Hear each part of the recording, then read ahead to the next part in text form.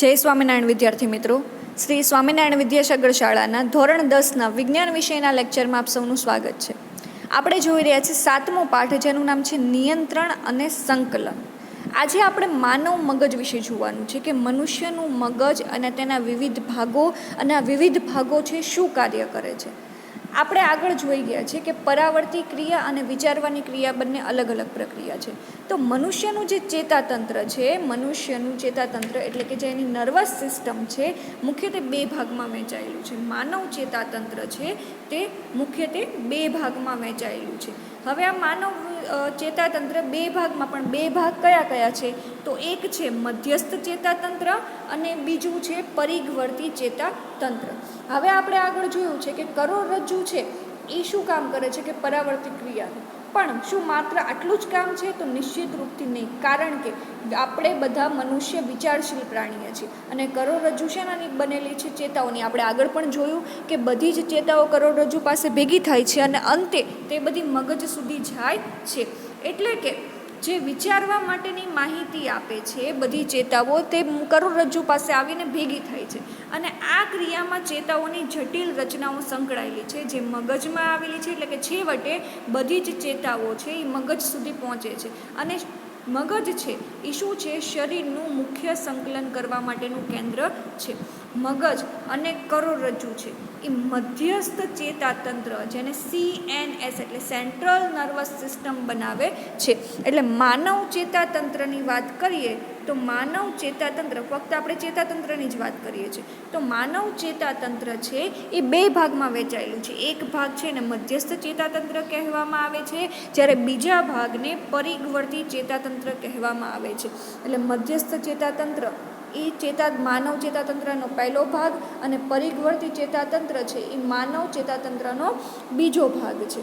હવે આ મધ્યસ્થ ચેતાતંત્ર છે તેને ઇંગ્લિશમાં CNS, C એટલે સેન્ટ્રલ એટલે કે મધ્યસ્થ, અને ચેતાતંત્ર એટલે નર્વસ સિસ્ટમ એટલે NS તરીકે ઓળખવામાં આવે છે. આ મધ્યસ્થ ચેતાતંત્ર છે એના પાછા બે પેટા પ્રકાર છે. એટલે કે મધ્યસ્થ ચેતાતંત્રની અંદર કોનો સમાવેશ થાય? તો મગજ અને કરોડરજ્જુનો સમાવેશ થાય છે. મગજ અને કરોડરજ્જુ છે ક્યાં આવેલા છે? મધ્યસ્થ ચેતાતંત્રમાં આવેલા છે. અને ચેતાતંત્રનો બીજો પ્રકાર પરિઘવર્તી ચેતાતંત્ર છે, તેની અંદર શું આવેલું છે? તો મસ્તિષ્ક ચેતાઓ અને કરોડરજ્જુની ચેતાઓ. એટલે કે મધ્યસ્થ ચેતાતંત્રમાં મગજ અને કરોડરજ્જુ, આ મગજની ચેતા અને કરોડરજ્જુની ચેતા ક્યાં આવેલી છે? પરિઘવર્તી ચેતાતંત્રમાં આવેલી છે. તો હવે આપણે મધ્યસ્થ ચેતાતંત્રમાં કીધું કે મગજ અને કરોડરજ્જુનો સમાવેશ થાય છે. તો એ શું કરે છે? મગજ અને કરોડરજ્જુ બંને શરીરના બધા ભાગોમાંથી સૂચનાઓ પ્રાપ્ત કરે છે અને સંકલન કરે છે. આપણને ખ્યાલ છે કે શરીરના બધા જ ભાગોમાંથી આવતી જે ચેતાઓ છે એ કરોડરજ્જુ પાસે ભેગી થાય છે અને છેવટે તે મગજ સુધી જાય છે. એટલે બધી સૂચનાઓ પ્રાપ્ત કરે છે અને તેનું સંકલન કરવાનું કાર્ય કરે છે. આપણે ક્રિયાઓના વિષયમાં પણ વિચારીએ છીએ. લખવું, વાત કરવું, ખુરશીને ફેરવવી, કોઈ કાર્યક્રમ સમાપ્ત થતાં તાળી વગાડવી વગેરે કેવી ક્રિયાઓ છે? પૂર્વ નિર્ણિત સ્વૈચ્છિક ક્રિયાના ઉદાહરણ છે. એટલે કે ખુરશી આપણે ખસેડવી હોય તો આપણે અગાઉથી નક્કી કરેલું છે કે આ ખુરશી મારે ખસેડવી છે. એટલે કે આપણે પૂર્વ નિર્ણિત છે અને સ્વૈચ્છિક એટલે કે આપણે આપણી જાતે કરીએ છીએ. મગજ સ્નાયુઓ સુધી આ સંદેશા મોકલી દે છે. એટલે કે એવી ક્રિયાઓ જે સ્વૈચ્છિક હોય અને પૂર્વ નિર્ણિત હોય તેના માટેના સંદેશા મગજ સ્નાયુઓ સુધી મોકલી દે છે. આ એક એવો માર્ગ છે જેમાં ચેતાતંત્ર સ્નાયુને સંવેદના મોકલે છે. પરિઘવર્તી ચેતાતંત્ર છે એની મદદથી મધ્યસ્થ ચેતાતંત્ર અને શરીરના અંગો વચ્ચે સંકળ સ્થાપવો શક્ય બને છે. તો પરિઘવર્તી ચેતાતંત્ર છે એનું કાર્ય શું?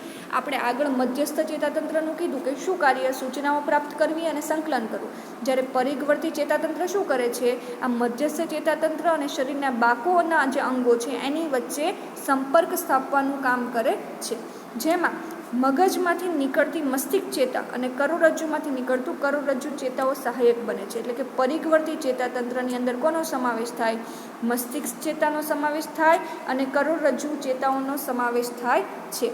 આ મગજ છે એ વિચારો મુજબ કાર્ય કરવા પ્રેરે છે. એટલે કે પરિઘવર્તી ચેતાતંત્રની અંદર આવેલી મસ્તિષ્ક ચેતા અને કરોડરજ્જુ ચેતાઓ છે એ મગજને વિચારવા માટે પ્રેરે છે. જુદી જુદી સંવેદનાઓ અને તેના પ્રતિચારોના સંકલનની જે જટિલ પ્રક્રિયા છે એમાં મગજના અલગ અલગ ભાગો સંકળાયેલા છે. મગજ છે માનવ મગજ એ મુખ્યત્વે 3 ભાગો કે પ્રદેશોમાં વહેંચાયેલું છે. માનવ મગજ મુખ્ય ભાગો કે પ્રદેશોમાં વહેંચાયેલું છે, જેને આપણે શું કહી શકીએ? એક ભાગ છે એ અગ્ર મગજ તરીકે ઓળખાય, બીજો મધ્ય મગજ તરીકે ઓળખાય, ત્રીજો પશ્વ મગજ તરીકે ઓળખાય છે. એટલે માનવ મગજ છે તે 3 મુખ્ય ભાગોમાં વહેંચાયેલું છે: અગ્ર મગજ, મધ્ય મગજ અને પશ્વ મગજ. હવે આપણે વારાફરતી અગ્ર, મધ્ય અને પશ્વ મગજ વિશે આપણે આકૃતિ સાથે સાથે જોતું જવાનું છે. તો હવે આપણે સૌથી પહેલાં આકૃતિ જોઈએ. તો આપણે કીધું કે માનવ મગજ છે એ 3 ભાગમાં વહેંચાયેલું છે: અગ્ર મગજ છે, પછી મધ્ય મગજ છે અને આ પશ્વ મગજ છે. પશ્વ મગજનો આટલો ભાગ છે. અગ્ર મગજ, મધ્ય મગજ અને પશ્વ મગજ છે તો આટલો ભાગનો સમાવેશ થાય છે. તો સૌથી પહેલાં આપણે અગ્ર મગજ વિશે જોઈએ. તો અગ્ર મગજ છે તે શું કરે છે? મુખ્યત્વે બૃહદ મસ્તિકા ધરાવતો અને વિચારવા માટેનો મુખ્ય ભાગ છે. અગ્ર મગજ છે એ વિચારવા માટેનો મુખ્ય ભાગ એટલે કોણ? અગ્ર મગજ છે. અને તે શું ધરાવે છે? બૃહદ મસ્તિષ્ક ધરાવે છે. આટલો ભાગ છે. આપણે અહીંયા બૃહદ મસ્તિષ્ક કીધું ને, તો આ જે પણ રચના છે આ ક્યાં આવેલી છે? અગ્ર મગજમાં આવેલી છે. એટલે બૃહદ મસ્તિષ્ક ધરાવતો વિચારવા માટેનો મુખ્ય ભાગ અગ્ર મગજ છે. તે શું કરે છે? વિવિધ ગ્રાહી એકમ એટલે સંવેદનાના જે વિવિધ એકમો છે જ્યાંથી સંવેદના ગ્રહણ થાય છે તે સંવેદના મેળવવા માટેનો વિસ્તાર એટલે અગ્ર મગજ. એટલે કે અગ્ર મગજ છે વિવિધ ગ્રાહી એકમોમાંથી સંવેદના મેળવવા માટેનો વિસ્તાર છે. હવે આ અગ્ર મગજ છે તેની અંદર આપણે કીધું કે વિચારવાનો મુખ્ય ભાગ છે, તેમાં વિવિધ ગ્રાહી એકમોમાંથી સંવેદના મેળવવા માટેનો વિસ્તાર છે. હવે આ અગ્ર મગજ છે એમાં અલગ અલગ વિસ્તારો વિશિષ્ટીકરણ પામેલા હોય છે, જેમ કે શ્રવણ સાંભળવા માટેનો વિસ્તાર હોય, ઘ્રાણ નાકમાંથી સુગંધ લેવાનો વિસ્તાર હોય, દ્રષ્ટિ જોવા માટેનો વિસ્તાર. તો અગ્ર મગજમાં શ્રવણ, ઘ્રાણ અને દ્રષ્ટિની સંવેદના માટે વિશિષ્ટીકરણ પામેલા વિસ્તાર અલગ અલગ હોય. એટલે કે અગ્ર મગજ છે એની અંદર સાંભળવા માટેનો વિસ્તાર અલગ, સૂંઘવા માટેનો વિસ્તાર અલગ ને જોવા માટેનો વિસ્તાર એમ અલગ અલગ હોય છે. તેમાં સહનિયમનના સ્વતંત્ર ક્ષેત્ર હોય છે. એટલે કે ત્રણેય અલગ અલગ હોય છતાં પણ ત્રણેય એકબીજાની સાથે ભેગા મળીને સહનિયમન કરે તેવા સ્વતંત્ર ક્ષેત્રો હોય છે. જેમાં શું થાય છે કે જે પણ સંવેદનાઓ મળે છે તેનું અર્થઘટન અન્ય ગ્રાહી એકમથી સૂચના પ્રાપ્ત વડે તેમજ પહેલેથી જ મગજમાં એકત્રિત થયેલ માહિતી વડે કરવામાં આવે છે. એટલે કે આ જે ગ્રાહી એકમ છે ત્રણેય અલગ અલગ છતાં પણ સહનિયમન પામેલા હોય છે.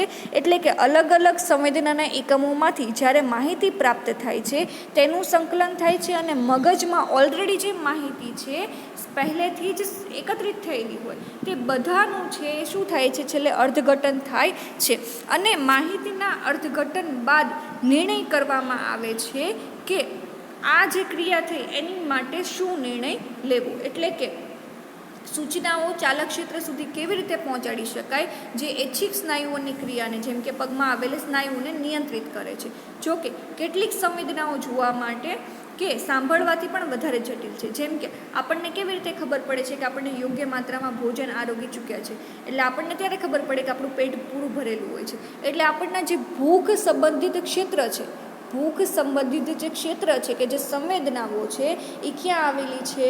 તે એક અલગ ભાગ તરીકે છે અગ્ર મગજમાં જ આવેલી છે. એટલે અગ્ર મગજ છે તેમાં એક તો શ્રવણ, પછી ઘ્રાણ એટલે કે સૂંઘવા માટેની ક્રિયા, પછી છે દ્રષ્ટિ અને તે સિવાય ભૂખ સંબંધિત એક અલગ ક્ષેત્ર પણ અગ્ર મગજમાં આવેલું હોય છે. એટલે કે અગ્ર મગજ છે એ વિચારવા માટેનો મુખ્ય ભાગ છે. હવે આપણે મધ્ય મગજ તરફ જઈએ. મધ્ય મગજ અહીંયા આકૃતિમાં બતાવેલું છે કે આ જે વચ્ચેનો ભાગ છે જે આપણને વ્હાઇટ કલરનો દેખાય છે તે મધ્ય મગજ છે. તો મધ્ય મગજ છે એ શું છે? ચતુષ્કાય મગજનો મધ્ય ભાગ છે, એટલે વચ્ચેનો ભાગ છે. અને તેની અંદર છે સાંભળવાની અને જોવાની જે પરાવર્તી ક્રિયા છે એના કેન્દ્રો આવેલા છે. અહીંયા આપણે શું કીધું કે પરાવર્તી ક્રિયા, કઈ પરાવર્તી ક્રિયા? સાંભળવાની, શ્રવણની અને દ્રષ્ટિની પણ પરાવર્તી ક્રિયા આપણે અગ્ર મગજમાં કીધું કે શ્રવણ, ઘ્રાણ ભૂખ સંબંધિત અને દ્રષ્ટિ સંબંધિત કેન્દ્રો આવેલા છે.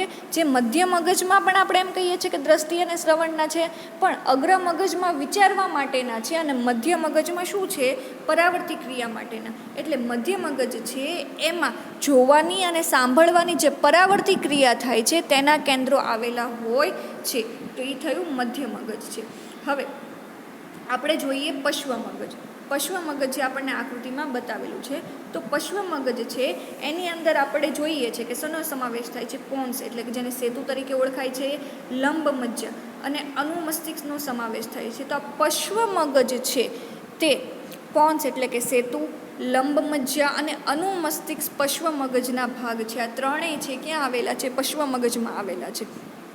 અને અનૈચ્છિક ક્રિયાઓ, અનૈચ્છિક ક્રિયાઓ એટલે કે આપણે ઈચ્છીએ નહીં છતાં પણ આપણે એને નિયંત્રિત કરી શકીએ નહીં. જેમ કે લાળ રસનો સ્ત્રાવ થવો, આપણા મોઢામાં પાણી આવી જાય છે, ભૂખ લાગી હોય અને કોઈ સ્વાદિષ્ટ વસ્તુ બનતી હોય તો મોઢામાં પાણી આવી જાય, તો એ આપણા નિયંત્રણમાં ક્રિયા નથી, બરાબર છે, આપણે ઈચ્છતા નથી, પણ અનૈચ્છિક ક્રિયા છે. પછી ક્યાંક આપણને ટ્રાવેલિંગ કરતા હોય તો ઉલટી થઈ જાય, અથવા તો અચાનક તબિયત ખરાબ હોય તો ઉલટી થઈ જાય. તો આ બધી ક્રિયા છે અનૈચ્છિક ક્રિયા છે. અને કોના દ્વારા થાય છે આ બધી ક્રિયા છે, પશ્વ મગજમાં આવેલી છે. પશ્વ મગજમાં આવેલી જે લંબ મજ્જા છે તેના દ્વારા અનૈચ્છિક ક્રિયાઓ છે નિયંત્રિત થાય છે.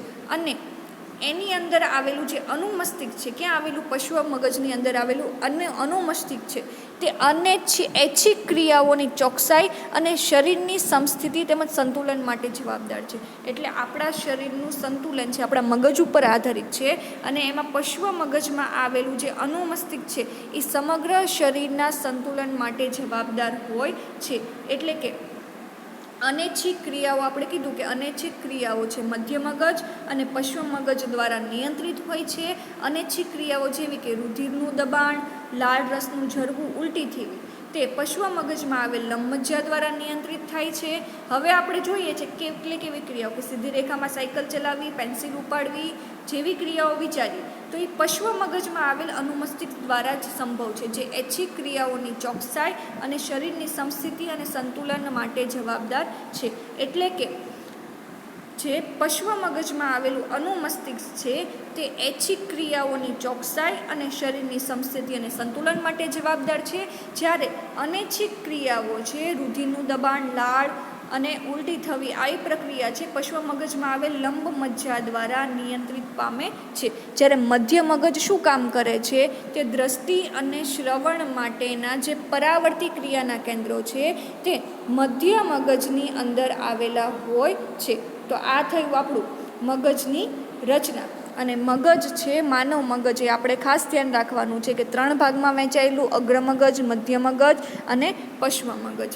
તો આ સાથે જ આપણો જે આજનો લેક્ચર છે તે આપણે અહીંયા પૂરો કરીએ છીએ. આ પ્રશ્ન આપણને આઈએમપી પ્રશ્ન છે, અને માનવ મગજ વિશે સમજાવો એવી ટૂંક નોંધ પહોંચી શકે, અથવા તો મનુષ્યનું મગજ અને તેના વિવિધ ભાગોના કાર્ય સાથે વર્ણન કરો, તે પ્રમાણે પણ આપણને 3 ગુણમાં પ્રશ્ન પૂછી શકે છે. તો આકૃતિ અહીંયા દોરવી જરૂરી છે, અને માનવ મગજના 3 ભાગ, અગ્ર મગજ, મધ્ય મગજ અને પશ્વ મગજ છે તે દર્શાવીને તેના વિશે ડિટેલમાં માહિતી લખવી જરૂરી છે. કે અગ્ર મગજનું કામ શું છે, તો મુખ્ય વિચારવાનું કામ છે. મધ્ય મગજનું તો પરાવર્તી ક્રિયા માટેના કેન્દ્ર છે, અને પશ્વ મગજ શું છે, અનૈચ્છિક ક્રિયાઓનું નિયંત્રણ કરે છે.